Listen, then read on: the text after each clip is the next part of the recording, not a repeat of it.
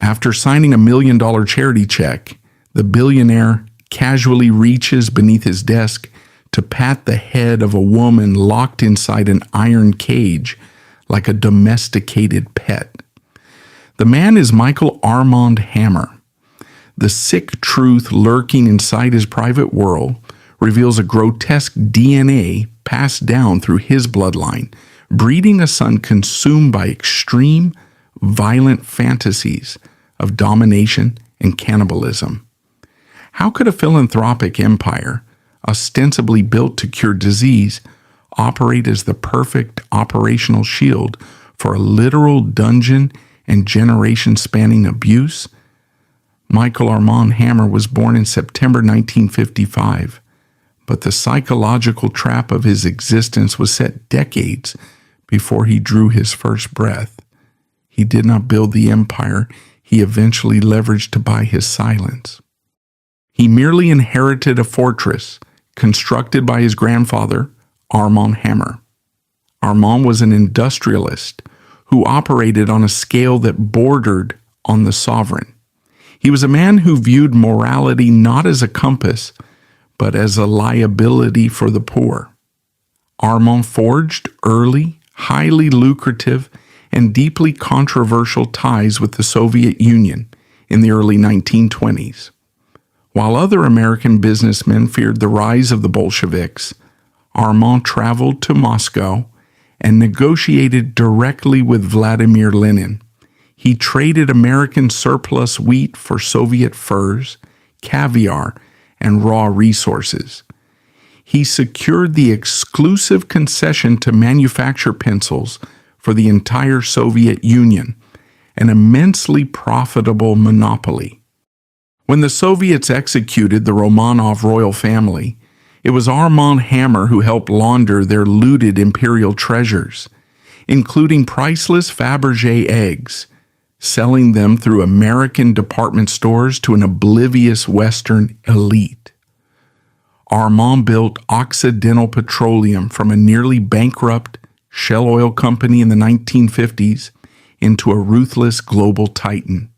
He built the wealth, he built the myth, he operated with geopolitical ruthlessness, moving borders, buying politicians across the political spectrum, and manipulating global energy markets. He possessed an undeniable, terrifying genius for capitalizing on international power vacuums. He did not negotiate with equals. He bought subordinates. This was the DNA of the Hammer Empire, absolute control achieved through limitless capital. Then came the second generation, Michael's father, Julian Hammer.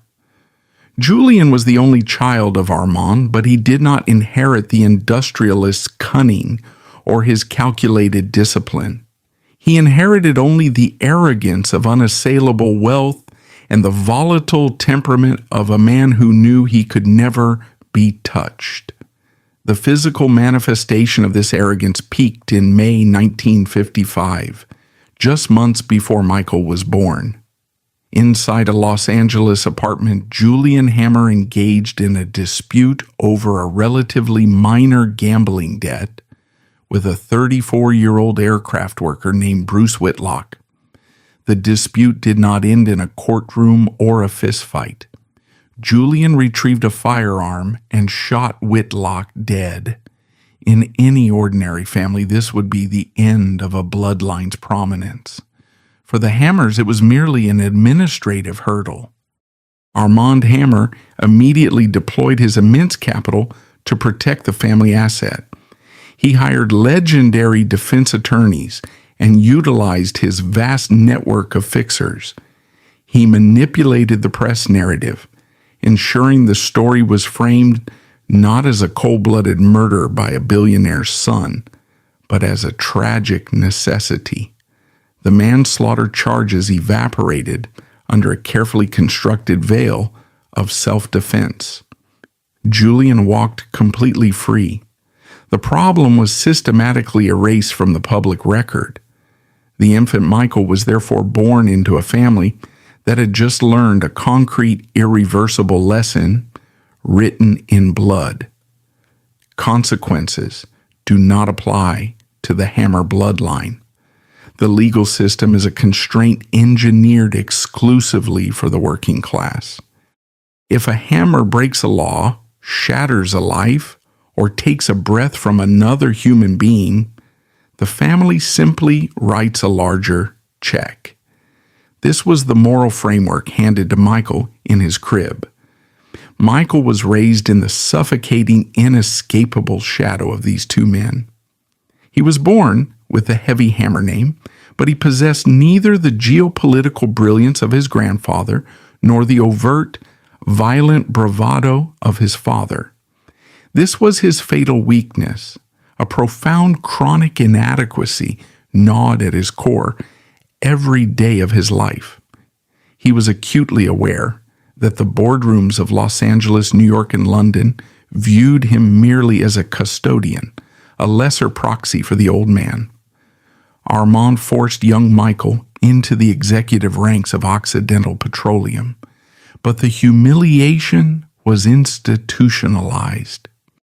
Michael was given impressive titles, large corner offices, and lucrative salaries, but he was denied true operational authority.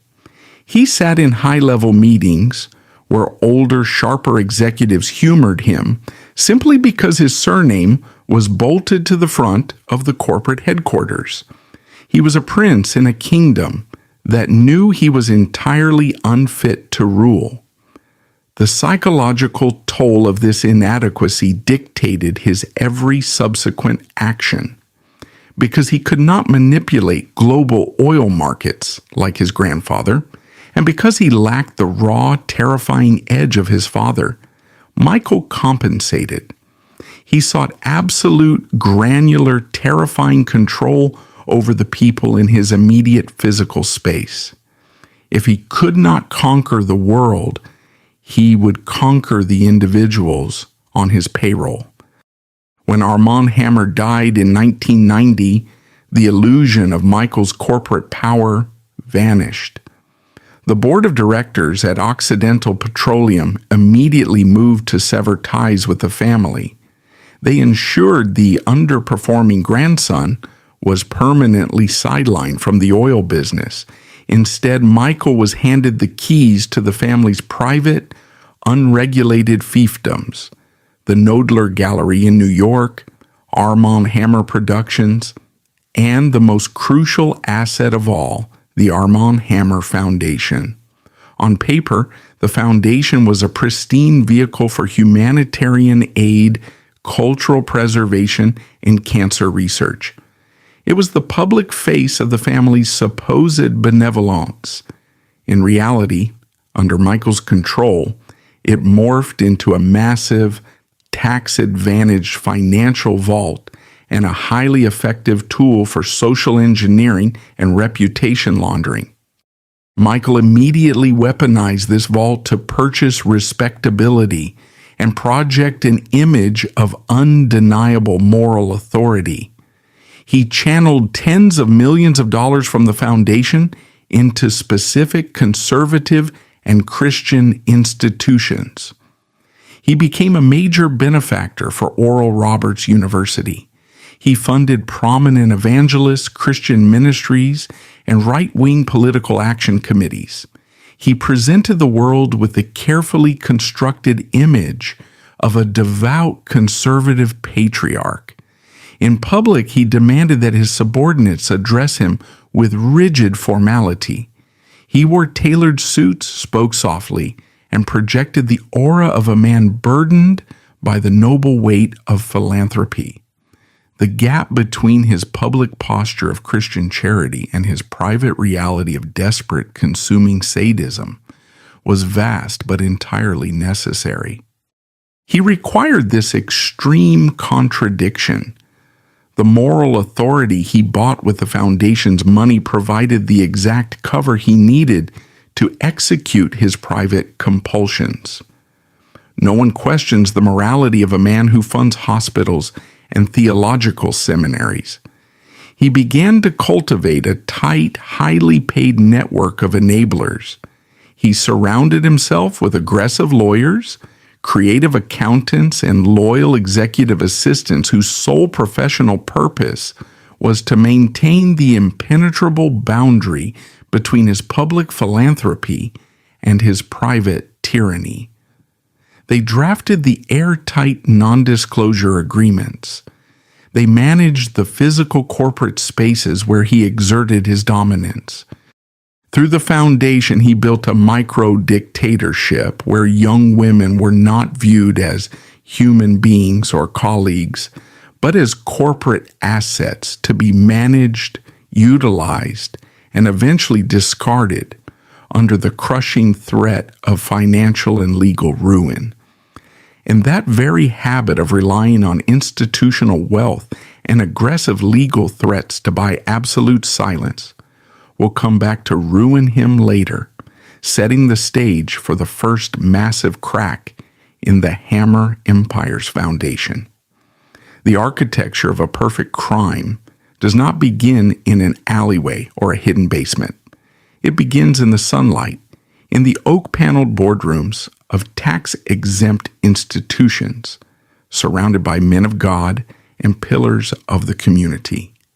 The mechanics of this subjugation did not rely on physical weapons, but on a ledger. The Armand Hammer Foundation was, on paper, a philanthropic vehicle designed to distribute the immense wealth generated by Occidental petroleum to the betterment of humanity.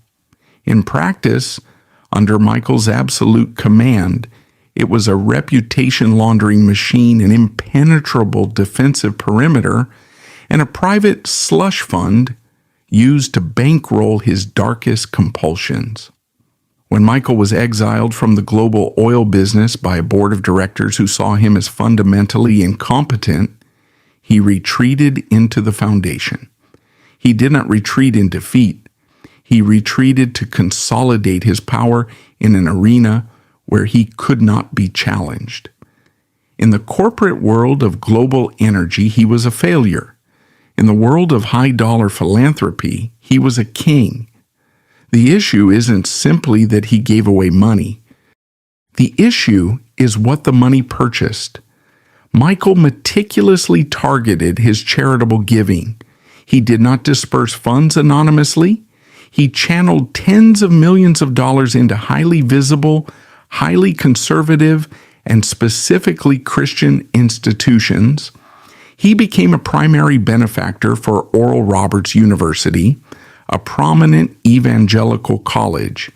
He cut massive checks for international Christian ministries, cancer research galas, and conservative political action committees. He sat on prestigious boards. He was photographed at black tie events wearing flawless Brioni suits, shaking hands with televangelists and political power brokers. This was not an expression of faith. It was an act of tactical camouflage. This strategy functioned as psychological warfare. To hide a predator, one does not place him in the shadows. He is placed in the choir. You wrap him in the ultimate unassailable cloak of moral purity. Michael engineered a public persona of a deeply devout conservative Christian patriarch. This was a deliberate, calculated construction. For a young woman stepping into his corporate sphere, the reality was terrifying. She was walking into the office of a man universally lauded as a saint. The local newspapers praise his generosity. The religious leaders in her community pray for his continued success. Her own parents might admire him. Michael understood a fundamental dark truth about human nature and power. Society will violently protect the reputation of a man who funds their hospitals and their churches.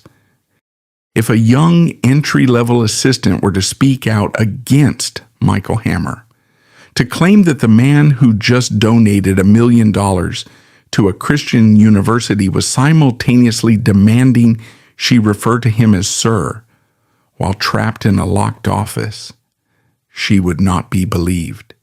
She would be destroyed.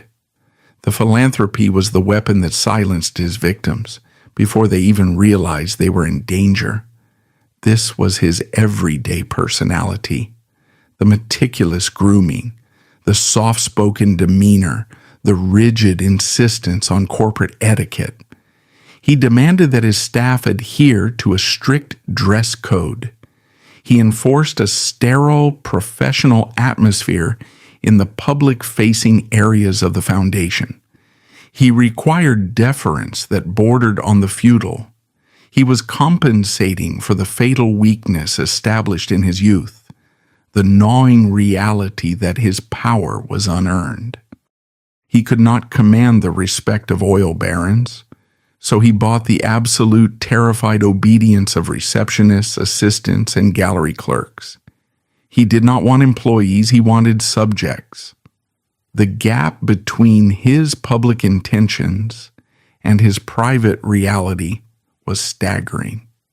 During the day, he would review grant proposals for humanitarian aid. He would sign documents authorizing the transfer of generational wealth to preserve art or fund theology. But the moment the public eye looked away, the true nature of his operation revealed itself. He utilized the foundation not just as a moral shield, but as a logistical hub for his private life. He surrounded himself with a tight circle of highly compensated enablers, lawyers from prestigious firms, aggressive accountants, and loyal executives formed a phalanx around him. These men and women were not blind. They saw the discrepancies. They noticed the strange guests, the shifting corporate expenses, the bizarre demands placed on female staff, but they were paid exceptionally well to ensure the machine kept running. Their job was not to question the morality of the CEO.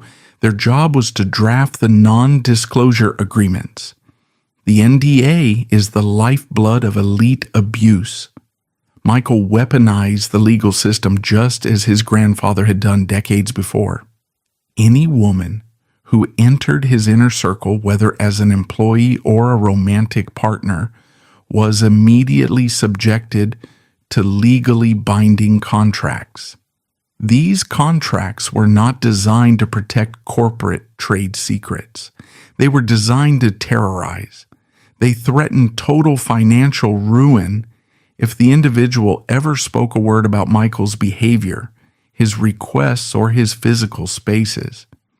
He used the immense capital of a charitable foundation to hire the lawyers who drafted the documents that kept his victims paralyzed with fear. The contradiction here is the defining characteristic of his evil. He was using tax-advantaged dollars, money implicitly subsidized by the American public for the public good, to fund the legal architecture of his own private hunting ground. He began to view the foundation's assets as his personal divine right. The money was his to dispense for charity, but it was also his to consume. As his private appetites grew more extreme, so did his need for untraceable capital. Maintaining a double life is extraordinarily expensive. Maintaining a public image of pristine Christian philanthropy while secretly descending into severe substance abuse and extreme sexual deviance requires a constant, massive influx of liquid cash. Up to this point in the early 2000s, the facade was holding. The checks were cashing, the universities were happy, and the victims were silent. The system was functioning exactly as he had designed it. He was the architect of his own immunity. He sat in his boardroom, safe in the knowledge that no local police department, no investigative journalist, and certainly no single victim could ever breach the fortress of respectability he had purchased. He was untouchable, or so he believed. The problem with building a fortress out of money is that the money must never stop flowing. The demands of his lifestyle began to accelerate. The conservative Christian patriarch was spending increasing amounts of time focused on the darker corners of his existence. The tattoos began to appear. The physical decay of substance abuse started to peek through the expensive tailoring. The Brioni suits had to be let out as his face grew permanently flushed and swollen. The facade was requiring more and more capital to maintain, and the legitimate yields of the foundation were no longer sufficient to cover the extreme, hidden expenses of a man losing his grip on reality. He needed another source of revenue, a source that was less scrutinized than a highly visible charitable foundation. He needed a place where millions of dollars could move quietly, shielded by the subjective nature of the elite. He turned his attention to another jewel in the Hammer family crown, the Knoedler Gallery in New York City. It was one of the oldest and most respected art dealerships in America. It was about to become the epicenter of the greatest art fraud in modern history, and the very mechanism that would expose the first massive cracks in Michael Hammer's carefully constructed empire. But behind closed doors, the foundation's checkbook was serving a very different kind of master. The doors of 19 East 71st Street in Manhattan represented the pinnacle of American cultural elite. This was the address of the Knoedler Gallery. Founded in 1846, it was one of the oldest, most prestigious art dealerships in the United States. It had survived the Civil War, the Great Depression, and 2 world wars. It was a fortress of upper-class refinement, dealing in masterpieces that hung in the Louvre in the Metropolitan Museum of Art. It was also owned entirely and unequivocally by the Hammer family. Armand Hammer had purchased it in 1971 to launder his own reputation, transforming himself from a controversial Soviet dealmaker into a patron of the fine arts. When Michael was exiled from the oil business, Knoedler was handed to him as a consolation prize. It was supposed to be a quiet, respectable asset. Instead, under Michael's stewardship, this 165-year-old institution became the epicenter of an $80 million federal fraud ring, and the ultimate mechanism that funded his descent into overt depravity. Maintaining the dual life Michael had constructed, the public Christian philanthropist and the private abuser, was an enterprise that required an astronomical, untraceable cash flow. The art world provided the perfect cover. The Armand Hammer Foundation provided immense capital, but charitable trusts are subject to IRS audits. There are limits to how much money one can siphon from a tax-exempt entity without triggering federal alarms. Michael needed a private ATM, a business where valuations are entirely subjective, where millions of dollars can change hands based on a single signature, and where elite discretion is the highest law. The art world provided the perfect cover. Beginning in the late 1990s and accelerating wildly into the 2000s, Knoedler began selling newly discovered masterpieces by the titans of abstract expressionism: Mark Rothko, Jackson Pollock, Robert Motherwell. These were the most coveted artists of the 20th century. The gallery claimed these works came from a secretive collector known only as Mr. X. Billionaires, hedge fund managers, and museum boards rushed to purchase these unseen treasures. They paid millions. The profit margins for Knoedler were staggering, mathematically impossible for legitimate secondary market art dealing. There was only one problem: the paintings were completely fake.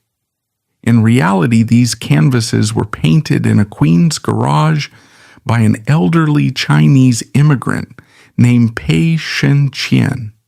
A Long Island dealer named Glafira Rosales was buying them for a few $1,000s and delivering them to Knoedler, where the gallery's director, Anne Friedman, sold them for millions. When the scandal eventually broke, the legal defense mounted by Michael Hammer and his team of attorneys was a masterclass in the weaponization of plausible deniability.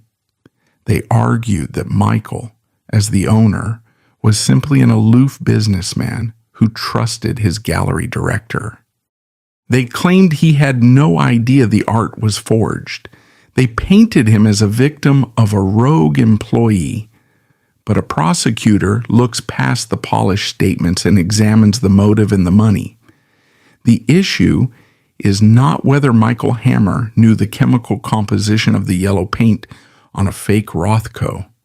The issue is that he oversaw a business generating profit margins that defied all economic reality, and he chose to look the other way because he desperately needed the cash.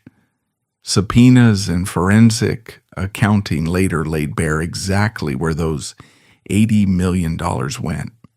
While billionaires were hanging worthless canvases in their penthouses, Michael was bleeding the Knoedler accounts dry to fund his increasingly bizarre and reckless personal life.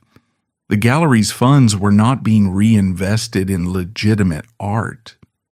They were being used to cover nearly $1 million in Michael's personal travel. The accounts paid for luxury hotel suites. They paid for private investigators. The most grotesque physical manifestation of this financial extraction was the purchase of a custom automobile. While the gallery was unknowingly hurtling towards federal indictment, Michael authorized the use of Knoedler funds to purchase a $250,000 custom luxury car. It was not a vehicle for executive transport. It was described in legal proceedings as a joke car, a heavily modified, ostentatious toy. This was the mindset of the man controlling the empire. He was treating a 165-year-old cultural institution like a piggy bank to fund the impulsive whims of a teenager while hiding behind a desk in California. The collapse, when it came, was absolute. In 2011, forensic analysis confirmed that a Knoedler Pollock contained a yellow pigment that had not even been invented until years after Jackson Pollock had died. The hedge fund managers realized they had been conned. The FBI moved in. In November 2011, without warning, the Knoedler Gallery abruptly shut its doors forever. A single piece of paper was taped to the glass at 19 East 70th Street, ending a century and a half of history in a single afternoon. The lawsuits rained down. Prominent figures, including Domenico De Sole, the chairman of Sotheby's and former CEO of Gucci, sued Knoedler and Michael Hammer directly. This was the moment Michael's entire empire should have crumbled. He was the sole owner of a company that had just executed an $80 million fraud against the most powerful people in America. He was deposed. He was forced to testify under oath. But this is where the Hammer family playbook, written in blood by his grandfather and his father, was activated to its fullest extent. Michael deployed his immense liquid wealth to execute a strategy of legal attrition. He hired the most ruthless defense firms in the country. He threw his gallery director to the wolves, isolating himself behind corporate veils. When you possess billions of dollars, the justice system ceases to be an arbiter of truth. It becomes a war of financial endurance. Michael's lawyers drowned the plaintiffs in motions, delays, and procedural warfare. They made it explicitly clear that taking Michael Hammer to a public trial would cost the plaintiffs years of their lives and millions in legal fees. One by one, the billionaires blinked. They settled out of court. They signed the non-disclosure agreements. The terms of the settlements were buried in permanent, legally binding silence. Glafira Rosales went to federal court. The gallery director's career was destroyed. The Knoedler legacy was reduced to ash. But Michael Hammer? He walked away. He did not spend a single day in a jail cell. He did not face a criminal indictment. He simply wrote the checks, silenced the victims, and returned to California. This survival was the worst possible outcome for his psychology. The Knoedler collapse was the ultimate stress test of his power, and his power had held. It proved to him definitively that the lessons of his father and grandfather were entirely accurate. He really was untouchable. If he could survive the implosion of an $80 million federal fraud ring through the sheer application of capital and legal intimidation, then there were truly no rules. He had defeated the FBI. He had defeated the New York elite. The removal of this final boundary of fear acted as a horrific catalyst. He no longer felt the need to maintain the strict separation between his public philanthropy and his private depravity. The successful escape from the Knoedler fallout emboldened him to bring his darkest impulses entirely out into the open. By 2012, just months after the gallery shut its doors, Michael initiated a divorce from Drew Mobley, his wife of nearly 3 decades. The traditional family structure he had used as a prop was discarded. He did not move into another quiet, respectable mansion. Instead, the newly liberated, legally invincible billionaire made a decision that would redefine his legacy. He packed his belongings, abandoned the traditional architecture of the elite, and moved his primary permanent residence directly into the warehouse headquarters of the Armand Hammer Foundation in Carpinteria. And this is where the facade of the Christian philanthropist completely shatters, making way for the literal construction of the cage. Carpinteria, California, is a coastal enclave engineered for invisibility. It is a place where staggering wealth is hidden behind high walls, ancient eucalyptus trees, and unmarked gates. It is not a place where billionaires go to be seen. It is where they go to operate without the friction of public scrutiny. When Michael Hammer abandoned his traditional family estate following his 2012 divorce, he did not purchase another sprawling mansion in Beverly Hills. He retreated to a heavily modified sprawling warehouse in Carpinteria. This industrial space served as the official registered headquarters of the Armand Hammer Foundation. It was the nerve center of his philanthropic empire, the address from which millions of dollars in tax-exempt charitable donations were wired to Christian universities and medical research facilities. By moving his permanent private residence directly into the epicenter of his corporate charity, Michael Hammer executed a terrifying psychological merger. He completely obliterated the boundary between the sacred and the profane, between his public duties and his private pathologies. The sheer arrogance of this period was physically built into the Carpinteria headquarters. This was not a secret basement dungeon hidden away from the eyes of the world. It was a functioning workplace. Accountants, legal counsel, and administrative assistants arrived here every morning to process grants, balance ledgers, and manage the vast legacy of Occidental Petroleum's founding family. They walked past filing cabinets holding the financial records of prominent evangelical ministries, and right there, placed brazenly in the open within this corporate environment, sat the physical manifestation of Michael Hammer's rotting psychology.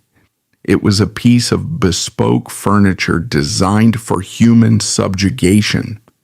A massive 7-foot-tall chair constructed from heavy dark wood and deeply polished premium leather. To the untrained eye from a distance, it might have resembled an eccentric throne, but its engineering was explicitly functionally brutal. A perfect smooth hole was cut directly through the center of the leather seat cushion. Positioned precisely beneath that hole was a custom-welded heavy wrought iron cage, just large enough to force a human being into a cramped, agonizing posture. Suspended from the warehouse ceiling directly above the chair was a heavy-duty industrial metal hook designed for suspension and restraint. The most chilling detail of this apparatus was not the iron, nor the leather, nor the hook. It was the woodwork. Carved proudly, permanently, and meticulously into the wood of the chair was the official crest of the Hammer family. This was not a piece of equipment purchased anonymously from a dark underground catalog. This was a commissioned monument. By engraving his family's dynastic symbol onto a cage designed to trap and humiliate women, Michael Hammer was making a profound psychological statement. He was aligning the legacy of his grandfather, the ruthless oil baron who manipulated Soviet premiers, with his own desperate need to physically dominate the vulnerable. The crest on the cage proved that he did not view his actions as a shameful secret. He viewed them as his aristocratic right. He was a hammer. This is what hammers do. They consume, they control, they cage. The presence of this naughty chair in the middle of a tax-exempt charitable foundation fundamentally altered the reality of everyone who stepped inside the Carpinteria warehouse. This is where the mechanics of his power shifted from financial manipulation to overt psychological warfare. Inside the foundation, a profound cognitive dissonance was forced upon the staff. Highly educated, highly paid professionals were required to walk into an office and draft press releases about Michael Hammer's charity, all while desperately averting their eyes from a human-sized iron cage sitting just feet away. This is the insidious nature of weaponized wealth. Michael did not just trap women in that cage, he trapped his entire staff in a prison of complicity. He was testing the limits of his purchased authority. He wanted to see if his wealth was vast enough to force rational adults to pretend that a torture device was just a standard piece of office furniture. If an accountant or a secretary raised an objection, they would not merely lose their job. They would be challenging a billionaire who had just successfully stonewalled the federal government in the Knoedler art fraud case. They knew he had an army of lawyers. They knew he had limitless liquid capital. They chose silence. They normalized the grotesque because their mortgages depended on it. This normalization fueled his narcissism, the fatal weakness of Michael Hammer, his lifelong gnawing inadequacy, his knowledge that he was merely a mediocre heir playing with his grandfather's money, was temporarily medicated by this environment of absolute, terrified compliance. He was no longer the failed oil executive. Inside the Carpinteria warehouse, he was a god. He began to impose a rigid, almost feudal hierarchy within the office, starkly contrasting the chaotic depravity of his physical surroundings. He mandated that staff and visitors, particularly young women brought into his orbit, address him exclusively as Sir. This was not a request for the traditional politeness. It was a verbal leash. The word Sir was demanded while he sat slouched in his designer suit surrounded by the paraphernalia of severe substance abuse. his skin heavily tattooed, his face increasingly bloated from alcohol and narcotics. He was living the reckless, destructive lifestyle of an unhinged teenager, yet he wielded the financial power to force the world to address him with the reverence of a monarch. The Carpinteria headquarters became a hunting ground heavily subsidized by the American tax code. Because the building was the registered office of a philanthropic foundation, the operational costs, the security, the maintenance, the utilities were woven into the fabric of a charity. The women he brought into this space were stepping into a legally fortified compound. The exact mechanics of this environment are established not through rumor, but through indisputable evidence. Evidence that Michael himself created. He did not hide his behavior, he documented it. Photographs eventually leaked to the press, capturing the grotesque reality of the Carpinteria warehouse. In these images, Michael is not hiding his face. He is looking directly into the camera lens, smiling the relaxed, untouchable smile of a man who believes he has permanently outrun consequence. In one particularly damning photograph, he sits comfortably on the leather cushion of the naughty chair, dressed immaculately, holding a drink.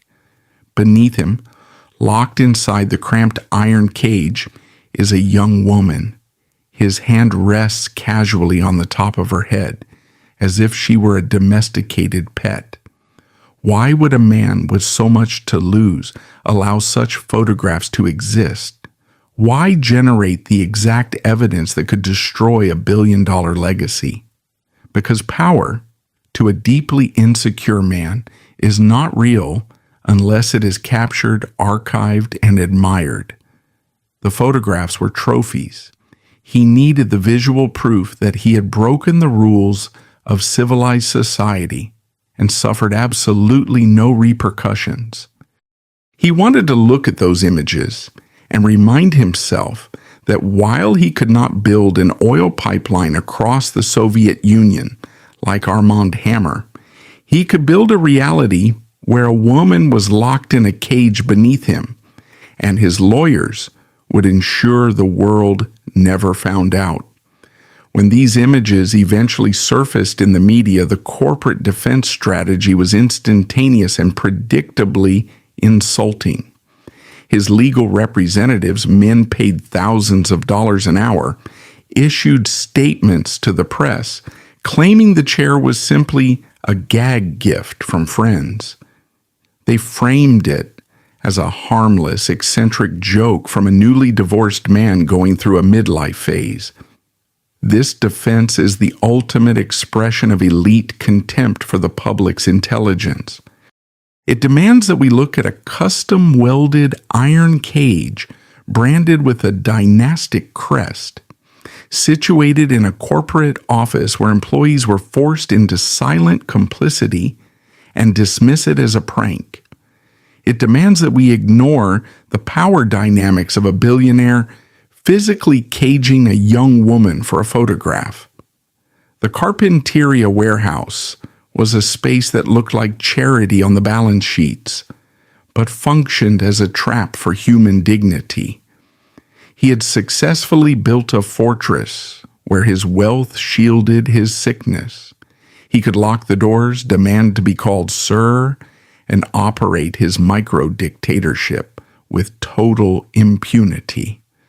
But the physical cage of iron and leather was only the centerpiece of his operation.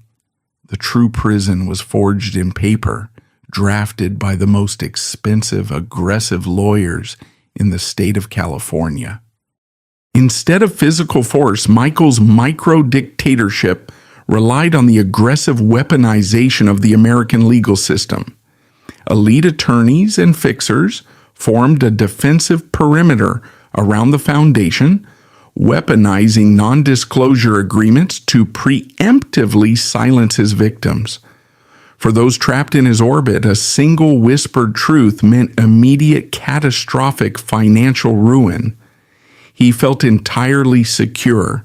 He believed he had perfected the architecture of immunity.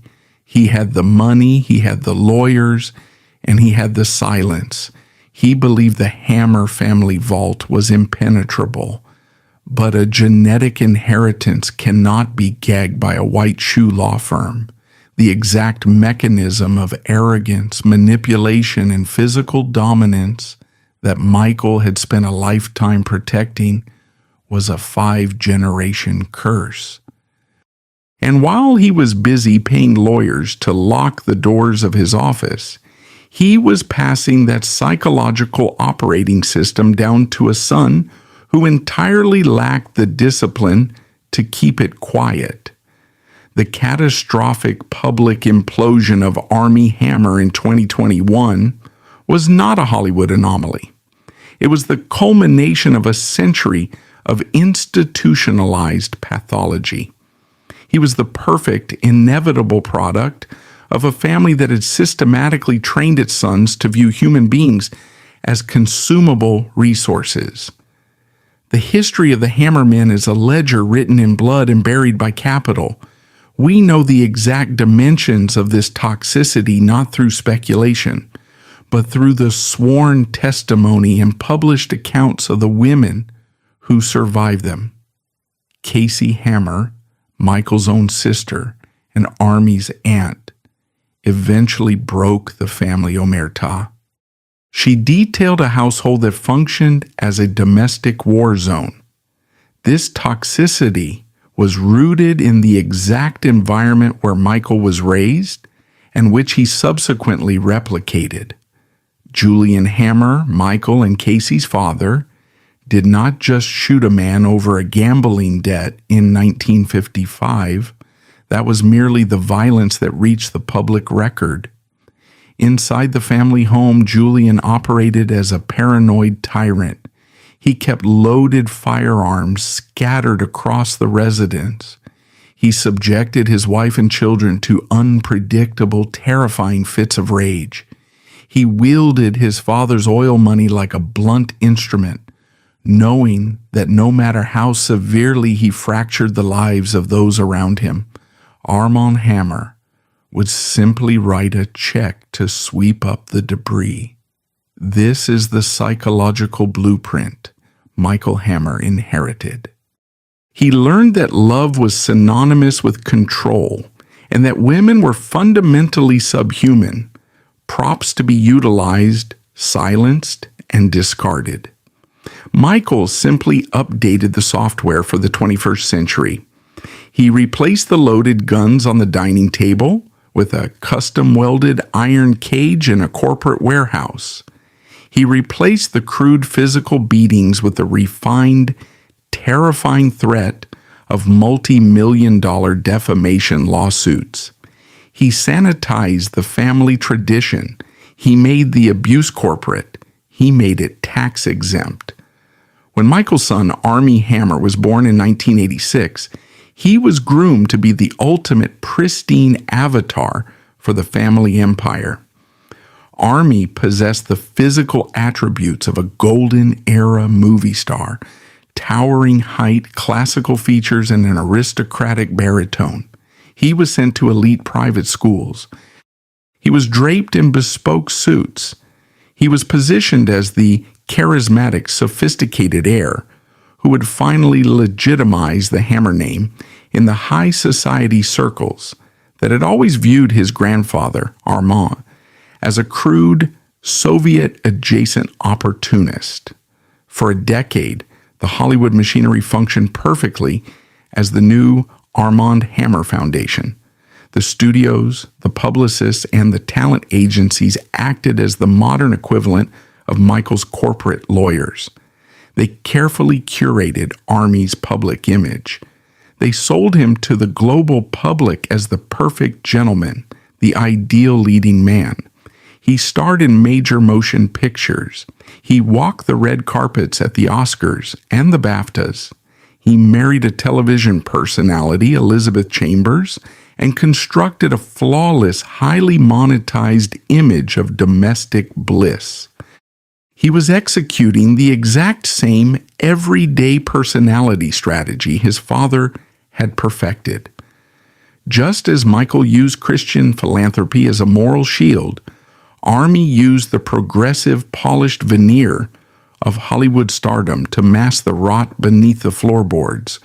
The gap between what the public perceived and the inner reality of the Hammer men had never been wider nor more precarious. Armie Hammer did not invent his extreme desires. He downloaded them directly from his father's Carpinteria warehouse. The psychological through line is undeniable and chilling. When Michael Hammer commissioned a 7-foot-tall leather chair with a built-in iron cage, he explicitly ordered the craftsman to carve the Hammer family crest into the wood. It was an act of branding. He was marking his territory. He was declaring that the subjugation of the woman in the cage was a dynastic right. Decades later, Armie Hammer would send text messages to multiple women expressing the exact same violently possessive ideology. He did not want to partner with women. He wanted to consume them. The leaked messages that would eventually destroy his career were not merely explicit. They were steeped in the language of absolute non-consensual ownership. He wrote about drinking blood. He wrote about carving his initials into his partner's flesh. He wrote, quite literally, about treating women as property to be locked away, used for his exclusive gratification and physically marked as his belongings. The son's digital fantasies were the exact mirror image of the father's analog reality. Michael built the cage. Armie texted about it. The software was identical. However, a critical evolutionary divergence doomed the empire. Michael Hammer was a coward, but he was a disciplined coward. He understood the absolute necessity of the shadows. He operated behind the closed doors of a private foundation. He utilized physical NDAs, signed with pen and ink. He surrounded himself with men who were paid to keep their mouths shut. Armie Hammer, raised in the intoxicating, frictionless environment of modern celebrity, possessed the family's sadism, but completely lacked his father's operational discipline. Armie committed the cardinal sin of the modern predator. He digitized his pathology. He sent his darkest, most violent demands through direct messages on Instagram. He left a permanent, verifiable, easily duplicable digital trail. He believed, with the blinding arrogance of a fourth-generation heir, that his fame and his wealth would protect him from the consequences of his own typed words. He believed the Hollywood machine would operate just like his father's legal team. In early 2021, the digital levee broke. An anonymous Instagram account began publishing screenshots of Armie Hammer's messages. The transition from Hollywood royalty to global pariah occurred in a matter of days. The messages were too graphic, too continuous, and too corroborated by multiple victims to be dismissed by a high-priced public relations firm. The victims stepped forward, refusing to be silenced by the traditional Hammer tactics. They described a man who used his immense charm and his family's wealth to lure them in, only to subject them to extreme emotional manipulation, physical branding, and terrifying coercive control. The mechanics of power that had protected the Hammer men for nearly a century instantly shattered upon contact with the internet. You cannot serve a non-disclosure agreement to a viral screenshot. You cannot buy the silence of millions of people retweeting a piece of evidence. The corporate fallout was absolute and unprecedented. WME, one of the most powerful talent agencies in the world, unceremoniously dropped Armie Hammer from their roster.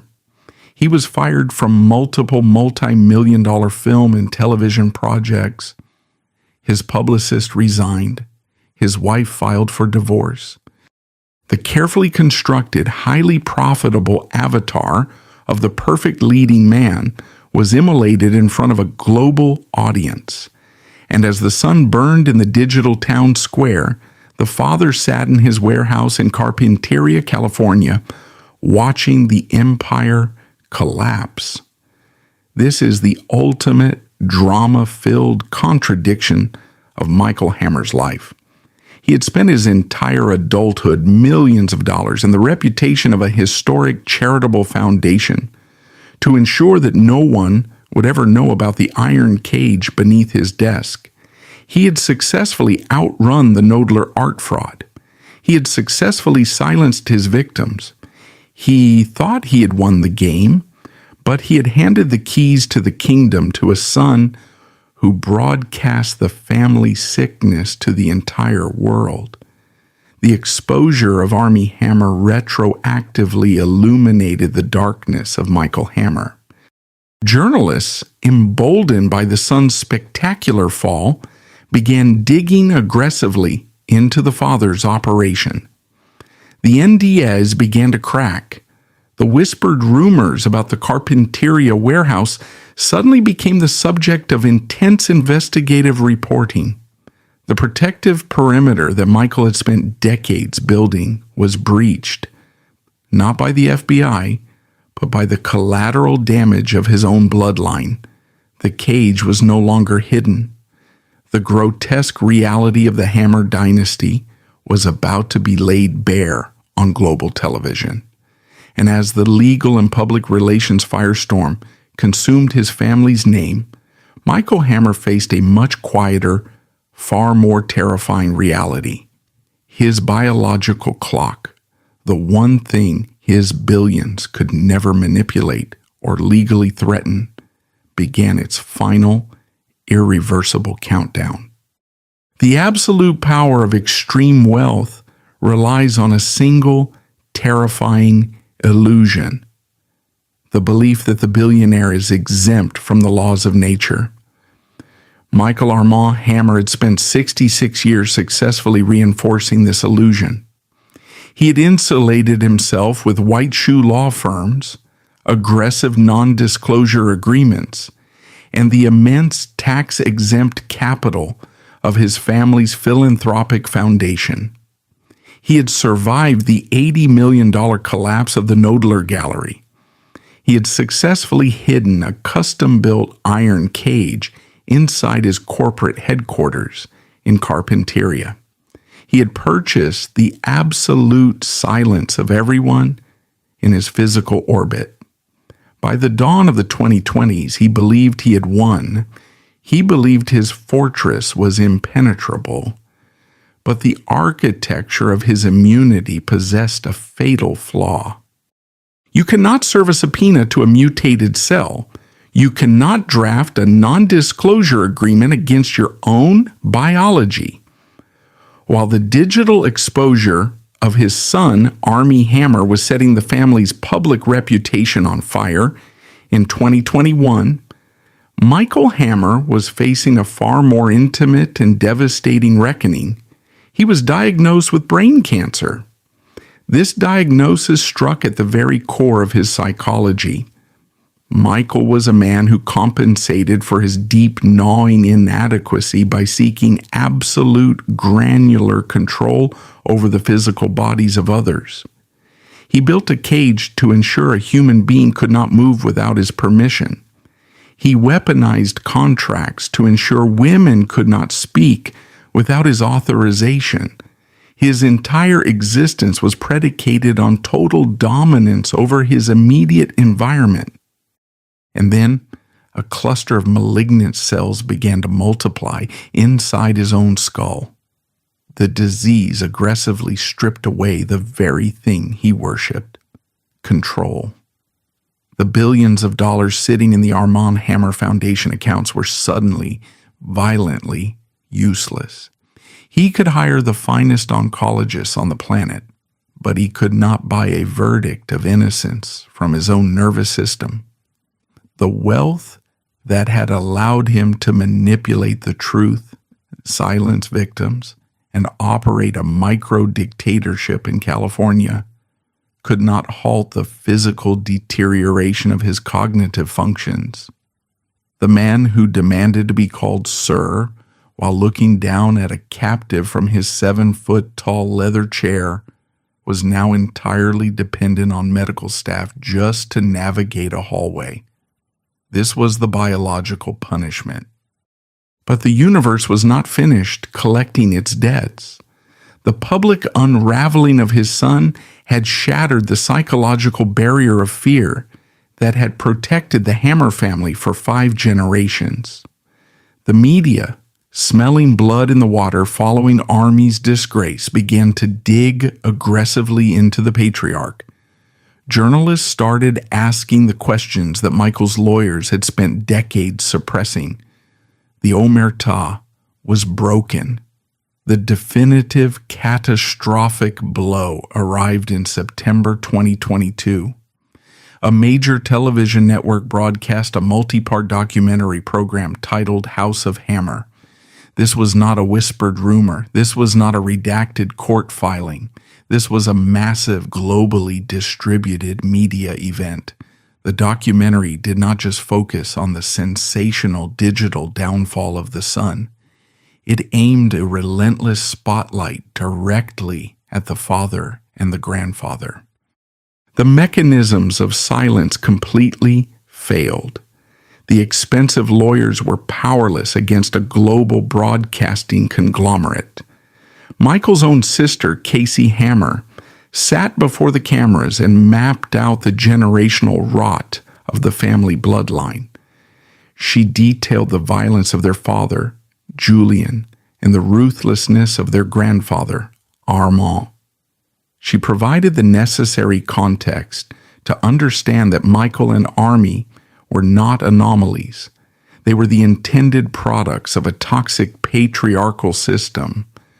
But the most devastating moment of the program, the moment that permanently destroyed the carefully curated image of the Christian philanthropist, was the visual evidence.